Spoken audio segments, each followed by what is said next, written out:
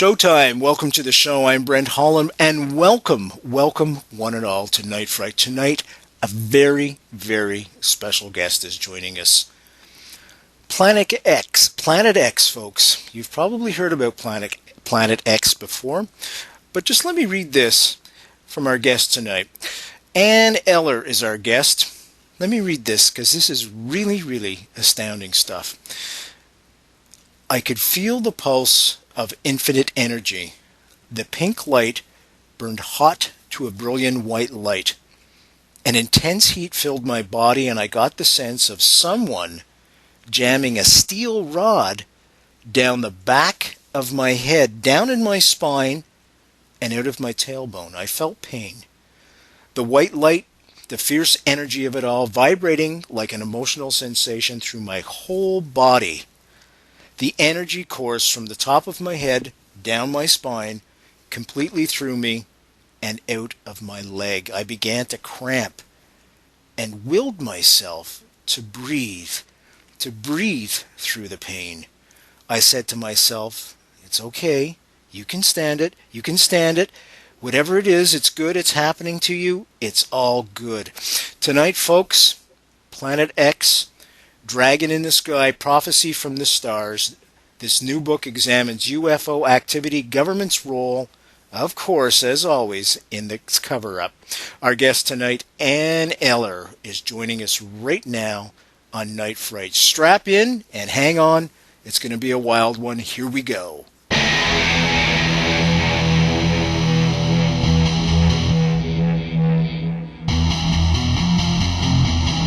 There is a time to question.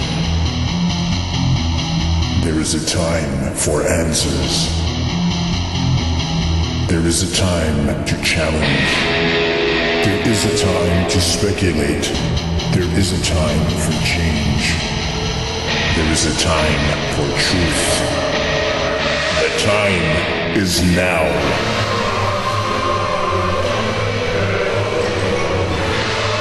Welcome to Night Fright, your voice in the dark for paranormal and conspiracy radio.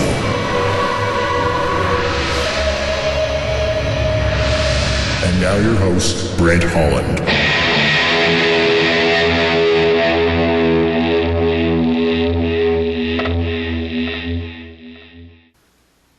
And I want to welcome Eller to the show. Eller, folks, just to give you a bit of a background, she has a fascinating new book out. It's called Dragon in the Sky, Prophecy from the Stars.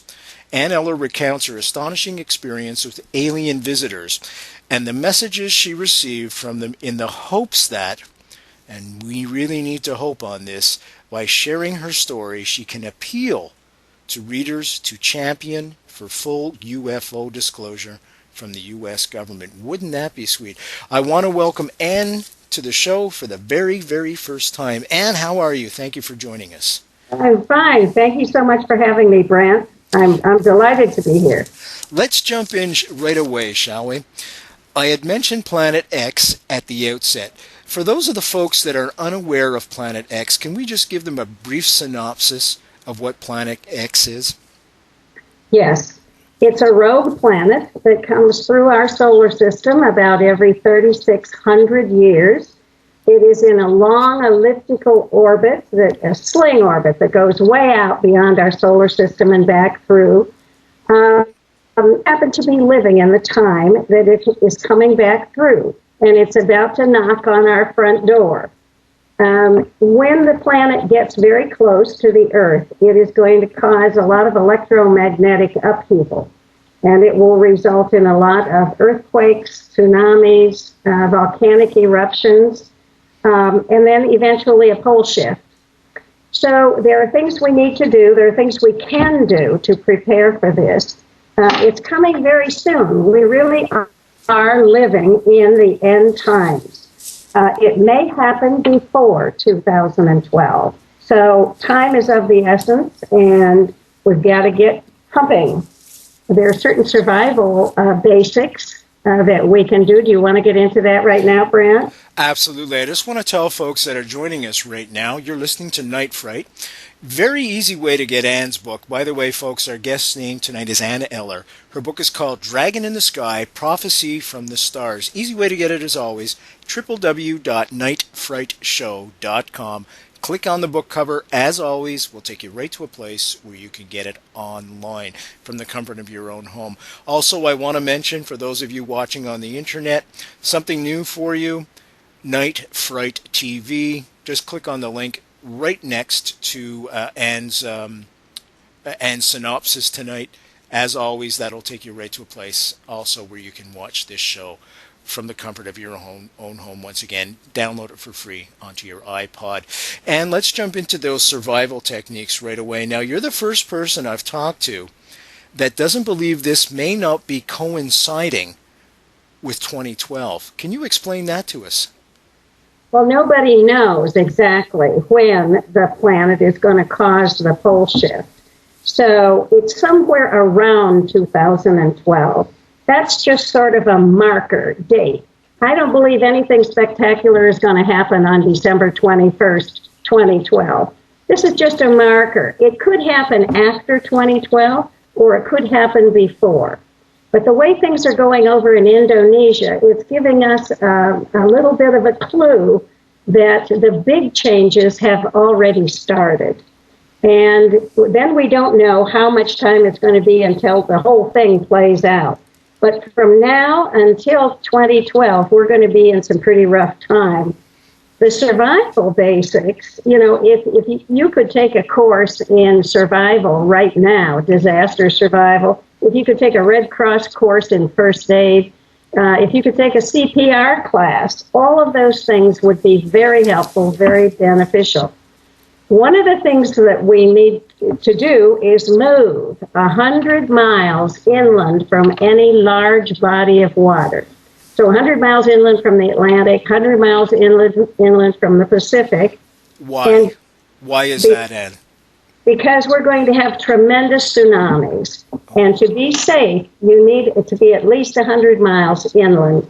And you also need to be at a higher elevation at 1,000 feet. 1,000 feet above sea level? Yes, yes. Wow. When the pole shift is finished, the ocean will be about 675 feet higher than it is currently today.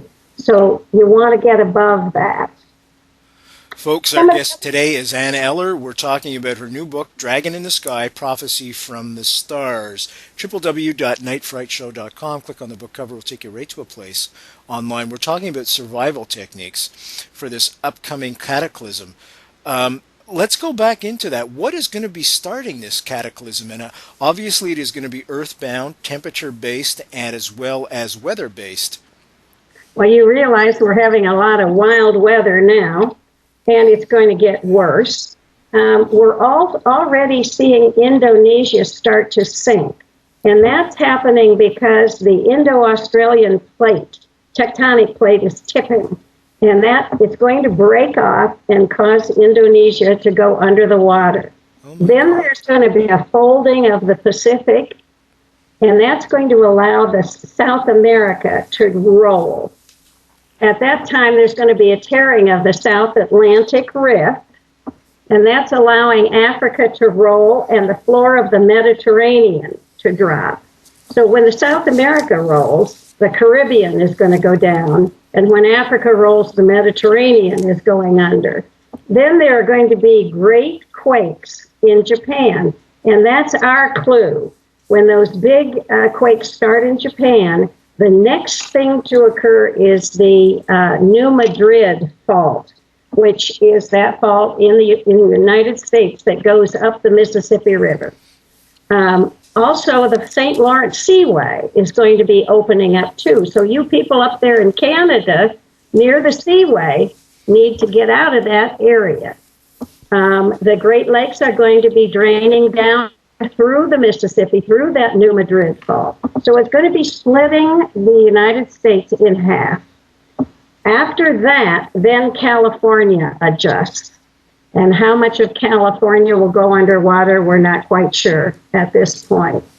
But It's going to be terrific. When the North Atlantic Rift goes, then there's going to be a huge European tsunami.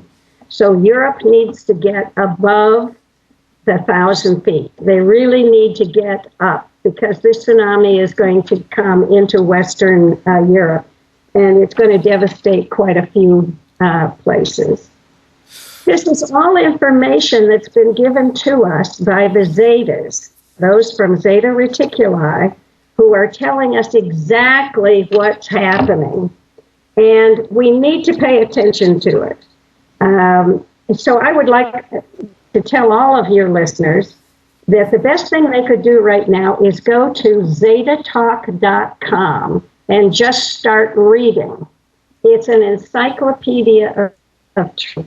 And there is a section in there called Safe Locations that they can read about where they live and what the problems are going to be in their area and where to go if they need to get out of there. Now, Anne, how did you find out about this information? Did this information come to you in a dream? Did it come to you in some kind of prophecy? Were you abducted and the information was given to you? I've never been abducted. I have always gone willingly. I've been on the ships. I've been with the aliens. But it has always been something that I have wanted to do. I was not a part of the hybrid breeding program, but I was very much aware of the program. I do have prophetic dreams, and much of this has come to me in the dream state. There was one dream where I was on board a craft, and I was with a group of other people, and we had been rescued. We were like refugees, and we were watching on a monitor in the ship, and we could see the Earth on this monitor, and we could see it spinning like a marble in space. And then all of a sudden, it lurched and fell over on its side, and the oceans just sloshed out into space and then back again across the planet. And we were stunned. We were absolutely stunned because we knew that nobody could have survived such a thing. This, I believe, was the pole shift. Do you feel, I'm going to call them aliens, how did you call them, the Zeta? Zeta Reticuli. You can just call them the Zeta or the aliens, it doesn't matter, or the ETs. Okay, the Zetas. When you were inside the ship, when they presented this information to you, did it just kind of download into your mind, or was there some kind of visual effect to it, or something of that nature? It wasn't downloaded. At that time, it was all visual on this monitor. But there was another time, another dream, when I did have a massive download. I was in a chair, like a dentist chair, and there was a cap put on top of my head. And all of a sudden, I left my body and went flying out into space. And I saw the most beautiful sights in this outer space event that was occurring. And I was actually shown in that dream heaven. And there was an actual physical place in the universe called heaven. And it was beautiful. And all I could do, I kept saying, oh, wow, oh, wow. And I didn't want to come back. I wanted to stay there forever. But eventually came back. And as I came back, there was this massive download of information to the point that I couldn't get up out of the chair and I couldn't walk. I had to be helped out, and I was sort of being dragged along. My feet were sort of scuffing along the floor. And I said, I want to see the man in charge. And so they dragged me up the hallway to this double door. And then the next thing I knew, I was in like a recovery area in a bed. And there were other beds there, and there were other people there. And there was this sort of a very cold, unemotional female being there tending to the people in these beds. And all she said to me was, "I don't know why they let you see the person in charge." And that was the end of that dream.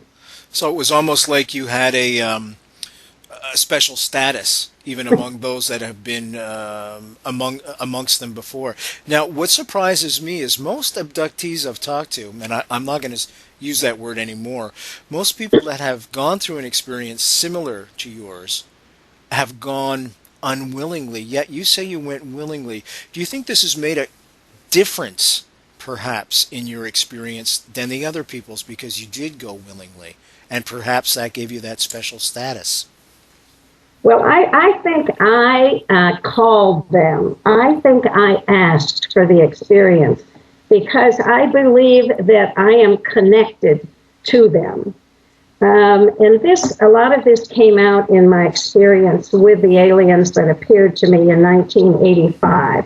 I felt that this sisterhood of aliens that I might have been a part of, but having taken a physical body, I was now, on the ground. I was the feet on the ground and the eyes and the ears, so to speak, and was told that I had a definite mission. And that mission was to make people aware that the aliens are here, that they've always been here, that there's never been any jeopardy, that they are here in love and peace, and especially at this point in time to help us out. They're very worried about our nuclear capabilities. And if they hadn't been here and hadn't shut down some of those silos, we would be cinder by now. And that would have affected the whole area around the planet into their neighborhoods, and they don't want that to occur. But they're also here on another mission. One of those missions is an upgrade of Homo sapien. They were here to do this hybrid breeding to upgrade humanity. Now, this happened about 300,000 years ago when the Anunnaki came and upgraded us at that time, genetically changed us and made us from the ape man who was here at that time, created Homo sapiens, and they made us a slave race because they were mining for gold here on this planet, and it was hard work, wanted other beings to do it. So that's when they created us. So the Anunnaki actually were our gods. That's the little g, not the big G. The small gods in whose image we were created. And the Anunnaki live on Nibiru, Planet X. So they're coming back around again, but this time they're not allowed to come to the Earth. We're in quarantine. Because of our special spiritual opportunity at this point, we are being given the chance now to make a giant leap spiritually from the third dimension to the fourth and the fifth dimension. And that's another reason why the aliens are here. They're helping with this. They're helping to get us revved up and get us to the point where we can make that jump. It's going to be an exciting time. It's going to be a wonderful time for us. I think third dimension is pretty much of a drag, and I'm ready to go. But so we've got Planet X coming, and it's gonna just tear the Earth up because it's going to come close by, and we've got this change, and our physical body is changing too. It's getting us ready to be able to survive in a higher frequency. So our carbon-based cells are actually being changed to a crystalline base at this point. So if your listeners have been feeling exhausted, tired, dizzy, whatnot, it's because of all these changes that are happening at this point. So they're here for a lot of reasons. They're watching the nuclear stuff. They're helping us progress. They're wonderful beings. They're loving beings, and nobody should be afraid of them. You're listening to Night Fright, your voice in the dark for paranormal and conspiracy radio. The time is now. And now your host, Brent Holland. Folks, you're listening to Night Fright. I'm your host, Brent Holland. Our guest tonight, Anne Eller. She's got a new book out called Dragon in the Sky, Prophecy from the Stars. And that's what we're talking about tonight, folks. Anne's telling us about these messages that she has received for the betterment of mankind. Where I want to go next, Anne, with you, I just want to tell folks also, www.nightfrightshow.com. Click on the book cover. As always, we'll take you right to a place where you can order her book online. And you had mentioned hybrids before. Why did they want to start a new hybrid race? Again, was the thought, as the Anunnaki, I know these are the Zetas, they're different species, was there a thought that they wanted another slave race, or was there something that we weren't capable of doing that they wanted to make a hybrid race? What was the reason for it? Well, there were a couple of things. It's interesting. There were a couple of things that they were able to breed out of us for this new hybrid race. And one of them was blind rage. That will not be in this hybrid race. Now, isn't that wonderful? Yeah. There will be no blind rage. They're trying to breed the war nature out of us, to be more loving beings, to be more sensitive. Their bodies are going to have less illness. They're going to be much more intelligent. I have a picture of a young hybrid boy, and he's the sweetest looking thing. He reminds me of my grandson. He's got big blue eyes, and he's just got a little bit of fuzz on the top of his head. They don't have a lot of hair, this hybrid race, but they're just beautiful beings. And the other thing that Nancy Leader told us that they were able to breed out was intestinal gas. Now, isn't that a great thing? I can think of several people that will appreciate that, especially in my case right now. They didn't see any purpose to having intestinal gas, so they were able to breathe that out, which is a pretty great thing, I think. Listen, that takes all the romanticism out of Pull My Finger. It certainly does, yeah. I'm just fooling around. Now, Anna, I wanted to also ask you, getting back to the hybrids again, beautiful people and a new species, will they be coming with us, or will they now become the new inhabitants of this planet? They will become the new inhabitants of the planet when the planet reaches the fourth dimension. And that's going to take about 100 years yet. But these are the beings that will be on the new Earth. Now, we may take some of those bodies. You know, our souls may incarnate in some of those bodies. But, you know, we may be somewhere else in the fourth dimension, too. It's funny, you know, because you had mentioned the Anunnaki beforehand, and, of course, that makes me think of Zachariah Stitchin's thesis. And going back to the Torah, the Jewish Bible, the 5 books of Moses, and the Old Testament for everybody. Do you feel that you mentioned God, little g, before, and God, big G. Was there ever any mention of a fellow by the name of Jesus in any of this, or does that not even play into it? Yes, it does play into it. Ah. Jesus drives a spaceship. How do you think the Christians are going to take to that? Holy cow. He drives a spaceship. He drives a spaceship. It's called the Bethlehem. And his name is now Sananda. Sananda. Sananda. Have you ever heard of Sananda? No, I haven't. I'm sure many of your listeners have. But he's on that spaceship. And he very definitely was a space being when he came to the earth as Jesus. He came from a spaceship. That was the Star of Bethlehem. That was the spaceship. And he went back to the Star of Bethlehem, the spacecraft, when he died. I just want to ask you, when he came to Earth, the legend has it, the story goes that, of course, he was born of a virgin birth, Mary, to be specific. Did he actually come that way, or is that a story that was given so we could understand, comprehend perhaps better his mission? Or was he indeed perhaps the first hybrid?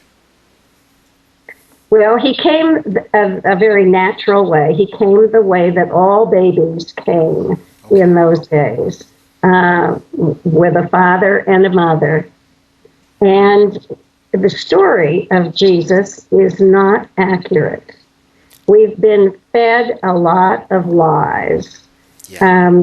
Jesus was married. He was married to Mary Magdalene. They had it was a certain bloodline. They had children, and that bloodline has been followed to this day. Most of the Bible is incorrect. And when we have open contact with the aliens, they're going to show us, they're going to teach us our real history and the real history of human-alien contact. We've been treated like children. We have been in kindergarten for a long time, and now it's time to grow up. It's now time to know our real history. So we've got a lot of work to do. Absolutely. Folks, Ann Eller's our guest tonight. We're talking about her new book called Dragon in the Sky, Prophecy from the Stars. It's fascinating subject matter. What I like about the message, Anne, is it's very, very hopeful, as opposed to sometimes I have folks on that talk about the reptilians, invasive probing, things of that nature without permission. Now, the aliens that you were with, did they resemble the Greys, which is that, folks, just to give you kind of an idea, the large eyes, they're shorter, maybe 4 feet, long extended arms. Did they resemble those type of beings?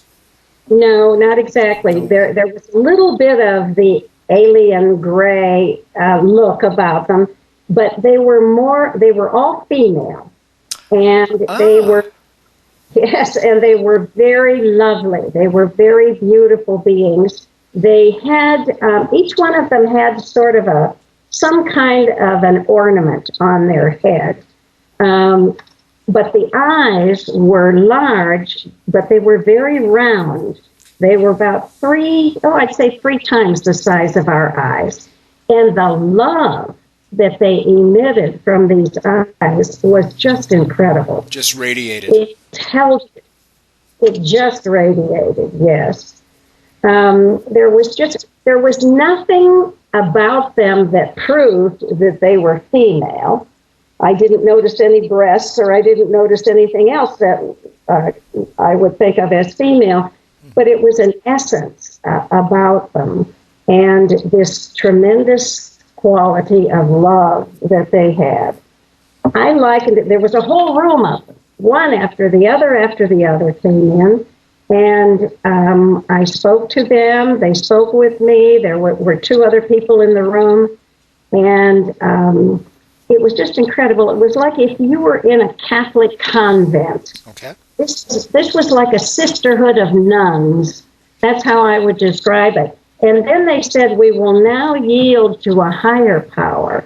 And in came this, she was such an ancient being. Wrinkles. You know how E.T. looked with too much skin on, his face and his neck? That's how she looked. Interesting.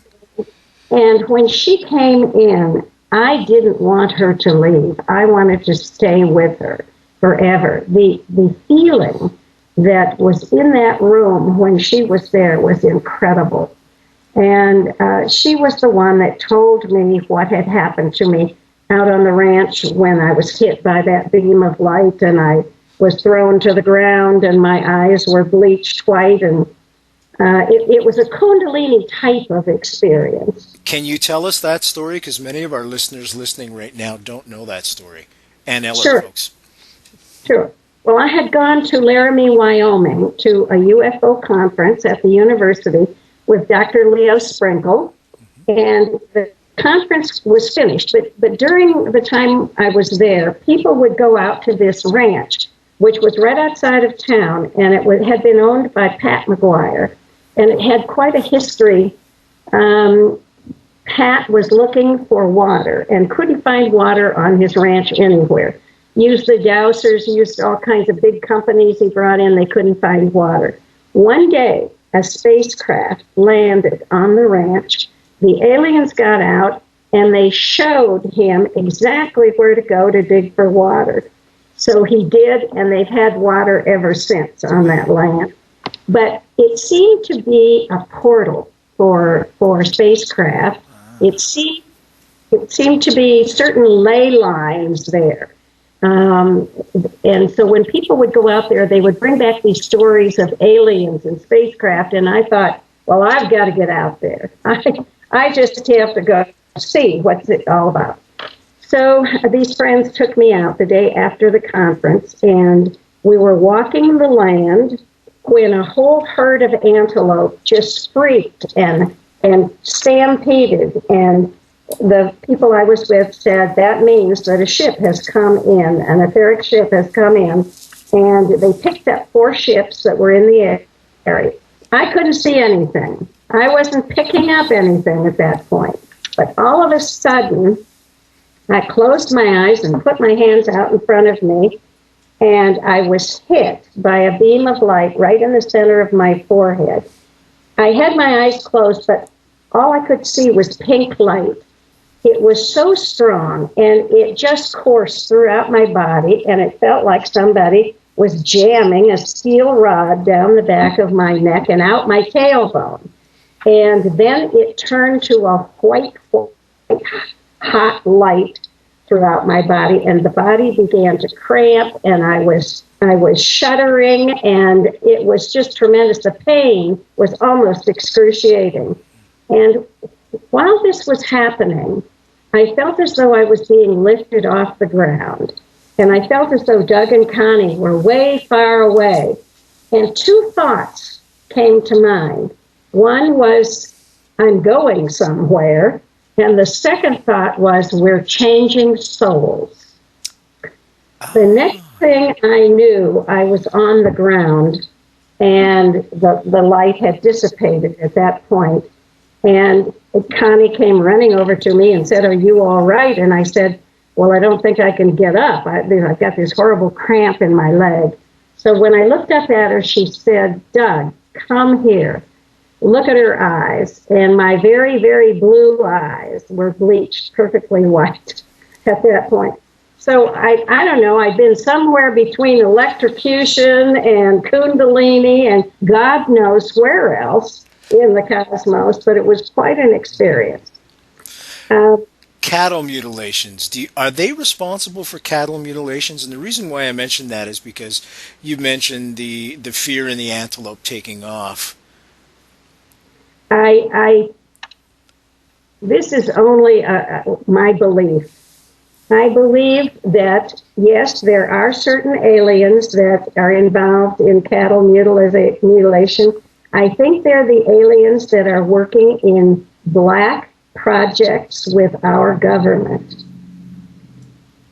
I do not believe that any of the aliens that I was with or that I know about that are here have anything to do with it. You're listening to Night Fright, your voice in the dark for paranormal and conspiracy radio. The time is now. And now your host, Brent Holland. Oh, can we go there about the black projects with the government? Let me tell folks who we're speaking with first. Folks, of course, you're listening to Night Fright, www.nightfrightshow.com. As always, click on our books, on the book cover of our guest tonight, which is Dragon in the Sky, Prophecy from the Stars. New book examines UFO activity, government's role in the cover-up. That's where we're going right now, as soon as I do this little promo thing. Our guest tonight is the wonderful Ann Eller. And amongst other things, she's a wonderful grandmother. So so there you go, folks. Anybody can have access to these types of things. Now, I also want to tell you that there are other shows there in the archives. The most important thing there on the show are the archives. Just click on that button. You're going to find shows there on Bigfoot. You're going to find shows there on UFOs, as I say. Stanton Friedman was on the show, as you all know. A very famous man, father of Roswell. He was there 3 or 4 weeks ago. We've got some more shows coming up on the Kennedy assassination as we move closer to that fateful day, November 22nd. As a matter of fact, we just did a show with Robert Groden. Robert Groden, of course, for the fans of the JFK movie by Oliver Stone, Robert Groden was the main consultant for that. Real life history last year, we had first-person interviews with Dr. Robert McClelland. Dr. Robert McClelland, of course, was the person who worked on JFK 3 minutes after he was shot. And astoundingly, what he saw while working on Mr. Kennedy and what the autopsy photos show are completely different. That show is there in the archives. Pardon me, folks. Also, there's a wonderful show there. Very, very, very astounding show. Incredible research by a person by the name of Sherry Feaster. Sherry Feaster is a senior CSI crime scene investigator in Dallas. Examined that Zapruder film, found a frontal shot. All kinds of great shows there, folks. Free for you to download. There's no charge for any of this. It's a volunteer gig for me. You're listening to Night Fright. I'm your host, Brent Holland. www.nightfrightshow.com. I want to run back to Anne and Anne Eller, our guest tonight. Dragon in the Sky, of course. Prophecy from the Stars is the name of the book. Let's talk about the cover-up, shall we, Anne? Yes. The first thing I want to say is I love Stanton Friedman. Me too. He wrote a testimonial in my book. So, nice. Did you know he's Canadian, eh? Yes. You guys are good guys up there. Thank you. Well, you can't talk about the Black Projects without talking first about the fact that President Eisenhower met with the aliens back in 1954. Yeah, many people don't know that story. Could you tell it for us? Sure. Let me just start back just a little bit. In 1947, it was when Roswell happened, a crashed UFO, and they had alien bodies, and they recovered them. And President Truman at that time formed Majestic 12, MJ-12, a group of very important, powerful men, to find out just what the heck these aliens were here for, just what they wanted. So then just about that time, Dr. Hynek was then hired as the astrophysicist to be the scientific advisor for Project Blue Book, and that's who I worked for the last year of his life. So, 1954, President Eisenhower met with two groups of aliens. The first group were the tall, blonde, Nordic kind, and that was at Edwards Air Force Base. And what they said was that they would help us with our spiritual advancement. They said they would not share their technology with us and that we had to dismantle our nuclear weapons because we were on a disaster course. Well, President Eisenhower was a military strategist, and he didn't think that was such a good idea. He wasn't about to give up the nuclear warheads, and so he said, no, thank you. And he didn't think helping us with our spiritual advancement was all that great, I guess. So then he met the same year with the Grays from Zeta Reticuli, and that was at Holloman Air Force Base. They said that he entered a treaty with them, and they agreed to share their technology with us. But what they wanted in return was that the government would keep their presence here a secret. And they also wanted to do this hybrid breeding program. So they wanted to abduct humans and do physical exams and so forth on them. And Eisenhower agreed. He said, but you can't harm them, and you have to return them to where you picked them up, and they can't remember what happened to them. And besides that, they were to furnish a list every month to MJ-12 of the people that they abducted. You know, this is crazy because all these abductees were wondering how the government knew that they had been abducted, because many of them were being visited by the government, you know, That's right. and keep your mouth shut and so forth. Well, it was because they were giving them a list every month. So anyway, that was the agreement that he made. Now think about that. This may play into the fact that we've not come forward yet telling people that the aliens are here. We promised way back in 54 we wouldn't tell people that they were here. Anyway, that agreement started 60 plus years of alien military government cooperation. That brought us Area 51 in New Mexico. It brought us Dulce in Nevada, and then Dulce in New Mexico. It brought Pine Gap in Australia, and all kinds of other underground activities. Now, these are black projects. They have siphoned off our tax dollars to do these projects. They have gotten the top scientists. They've been given carte blanche to develop all kinds of technology. And they've been doing this for nearly 70 years. You can imagine what they have been able to accomplish with all the money they needed, deep pockets, and all the top scientists, plus the alien technology.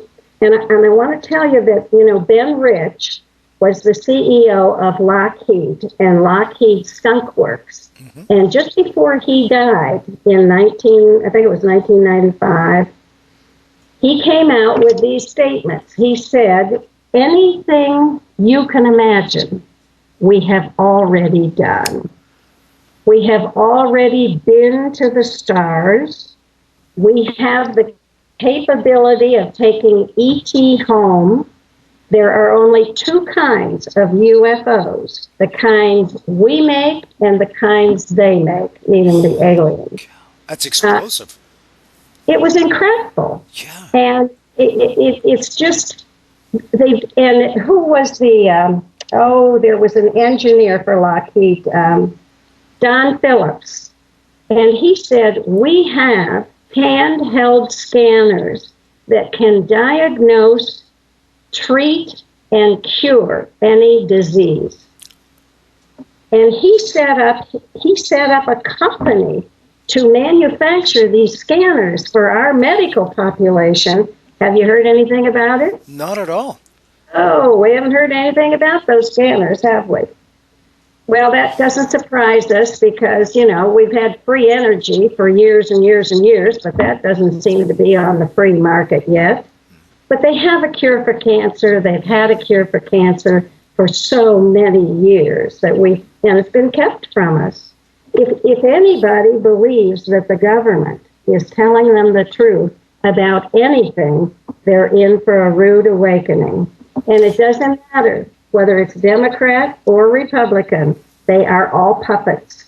They are not running the show. It's the higher-ups behind them, that the people we don't see, the ones that we don't know about, that are actually the power on this planet. Explosive show tonight, folks. Ann Eller's our guest. We're talking about her new book, which is called Dragon in the Sky, Prophecies from the Stars. Ann, I want to ask you, does the Vatican know? Are they privy? Oh, they do. Are they working in tandem also?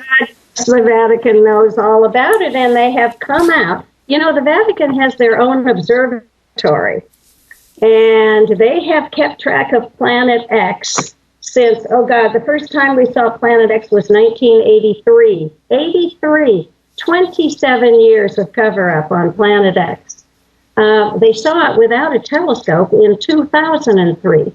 But there was Father Balducci, and I believe it was Father Funes, Funes, that have come out and said, there's no conflict at all in believing in aliens, that they are our brothers, They are made by the same God that makes us. They have souls. There's no conflict with Catholic belief. And they said they would even baptize them if requested. Wow. But definitely the Vatican is they've been in on it from the beginning. Right in the very beginning. Do you think we'll finally get disclosure from them first? In a way, we've already kind of got it with those statements that have been made. Or do you think we'll get actual disclosure?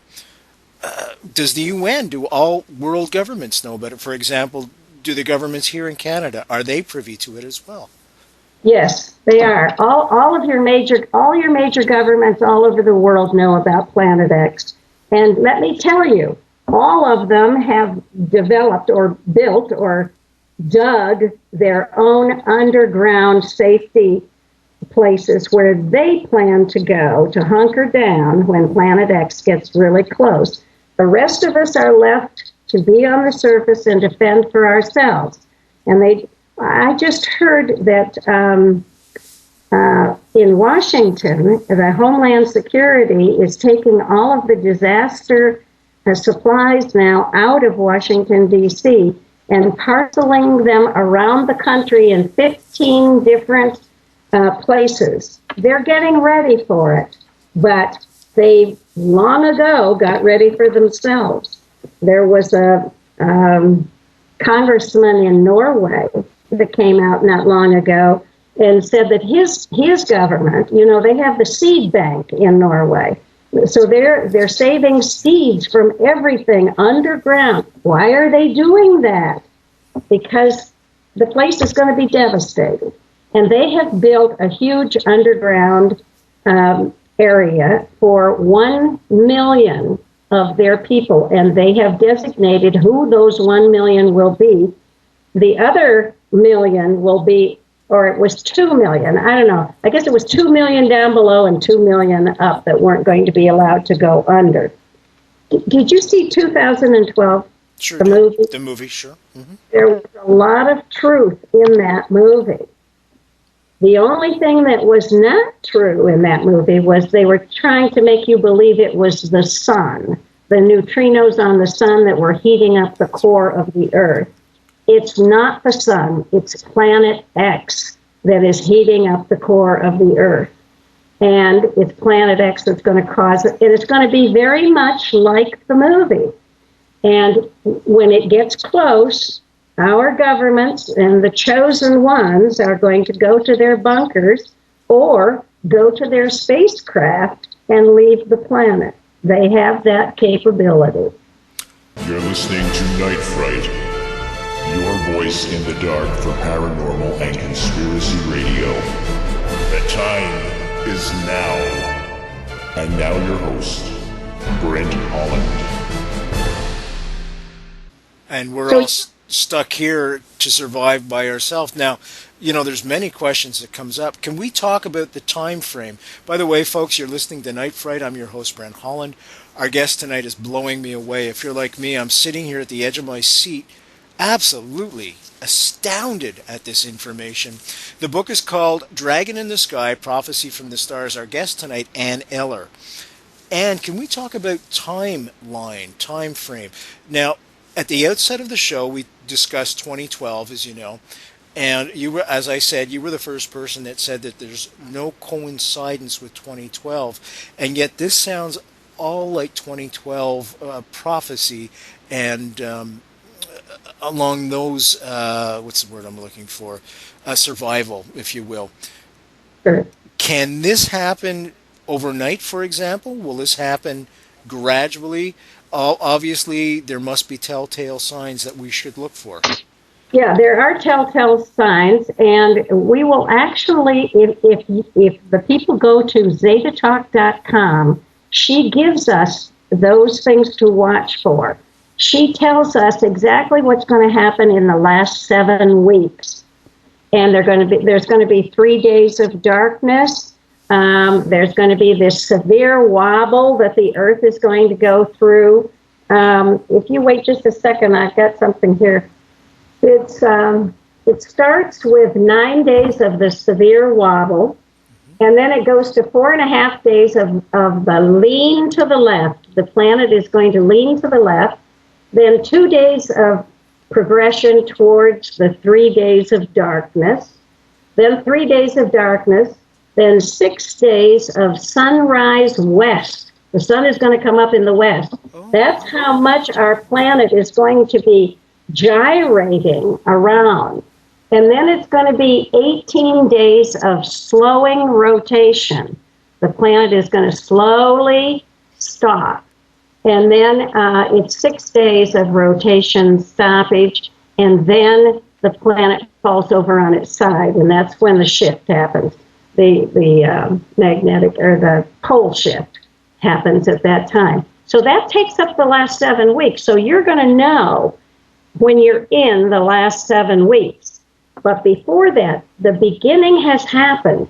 This Indo-Australian plate that is crunching and pushing and breaking in Indonesia is causing all those volcanoes to go off in Indonesia. And it's going to cause those islands to sink. In fact, the Zetas have told us that every volcano that has gone off in the last 10,000 years will go off at some point. I was wondering, can you, if I put a picture up here, can you see it? Absolutely. Hold on. Okay, folks, our guest today, Ann Eller. We're doing this via Skype, as you can tell, just in the corner here as I point upwards. You can see her face, and she's going to be putting a picture up. Okay, Ann, we see it. It looks like a sunset. Can you see two suns? There are two pictures there. Yes, ma'am. And you see two suns in each picture? Yes, ma'am. Yes. Well, you are taking a look at Planet X. Oh, my God. And I'll show you this one, too. I don't know if you can see this one. Can you see this? Let's see here. Can you see where the arrow was? Can you see that? Yes, ma'am. Okay, you're looking at Planet X. They can see it now at sunrise and sunset. It is eventually going to get to the point where it's going to look to us as big as a full moon. But right now, it's a second sun rising and a second sun setting. So if you can get high enough and look down on the horizon as it comes up, as it first comes up, you'll see it. You can take pictures of it. Once it gets up above the horizon, it gets lost in the glare of the sun. Excuse me. That's okay. Now, I'd like to ask you, obviously Planet X is going to affect all the gravitational pull of the planet, as well as the gravitational pull of the rest of the solar system. Will we be able to tell, once it's entered our solar system, by what happens to the other planets at the outset of the solar system? That's already happened. Oh, and my God. It's already happened, and we have seen it. We have seen all the big planets, outer planets, we have seen their orbits be disturbed. But it's going to come very close to the Earth. It's only going to be about 14 million miles from the Earth when it passes. Now, that may sound like a lot to some people, but not in cosmic terms. It's also bringing this huge tail along with it, and the tail is full of moons and boulders and all kinds of debris, and the tail wafts a good 5 million miles away from the planet. So as it wafts towards us, we're going to get more fireballs, which we have already seen, a big uptick in fireballs. Boulders are falling. We have meteorites that are screaming through the sky now. This thing is on our doorstep. That's why I say it may happen before 2012. It's not too early to start planning for survival. And how are you planning for survival? Are you staying put? Are you leaving? We had some guests on before. We were talking about 2012, and they have bought a parcel of land in Spain at the top of a mountain. They claim that that will be the only survivable spot when all this cataclysm takes place. Are you doing somewhat the same thing? No, I'm not. I'm 74 years old. Get out. I'm And looking at you right now. There's no way. I'm a grandmother. But anyway, I have lived a good long life. I've had lots of wonderful experiences, and I am ready to cash out. I am ready to go to the next dimension. I'm not particularly doing anything for survival. I do live in Sedona, Arizona, and I do believe that we are fairly safe here for a while, for a time. But at some point, most of Arizona is going to be underwater also. But, I do not want to live life in a cave. I'm used to my creature comforts, and it's going to go back to that. There are going to be survivors. The Zetas don't believe there will be many survivors. They say 10%. So if you decide to survive, there's a couple things you need to do. You need to get right with your own God first. You need to get yourself centered. Everyone has spiritual guides surrounding them who are pledged to help us through this period of time. So if you get quiet, if you get centered, and then you follow your gut level feeling, that will lead you to, they will be telling you through your gut feeling where to go, what to do, and when to do it. So you need to start focusing in and listening now. I want everybody to know that I'm not a fear monger at all. There is no death. There absolutely is no death. Life goes on. You simply change form. So you drop your overcoat, you drop your physical body, and you are then in another dimension, living a life. And then you start planning for your next incarnation. Maybe in the fourth dimension, maybe in the fifth dimension, wherever you want to go, whatever you want to experience. It's a wonderful life we have. It's continuous. We're going to have to start to wrap up now, Anne. I just want to tell folks who we've been speaking with. Folks, of course, you're listening to Night Fright, www.nightfrightshow.com, www.nightfrightshow.com. If you're listening on the radio, go to the website I just mentioned. There you can click on something called Night Fright TV, and that'll download the video for this show so you can watch it, and it's much worth it. I don't believe you're 74, Anne. I'm looking at you right now, and you look like you're far, far younger in years. Somebody's lied to you. Check out your birth certificate. Maybe it's all the time I spent on the ships. Maybe they've been giving me some. Maybe.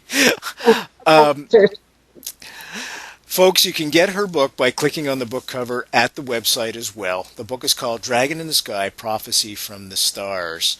I want to thank you so much. This has been an electric show and one of great value for our listeners. I want to thank you so much, Anne, sincerely, for coming on the show tonight. Brent, it's been a delight. Thank you so much for being so understanding. Thank you so much, and all the very best to you always. Bye-bye. Bye. You take care. Folks, I'm Brent Holland from Night Fright. Thank you all for joining us. See you next time.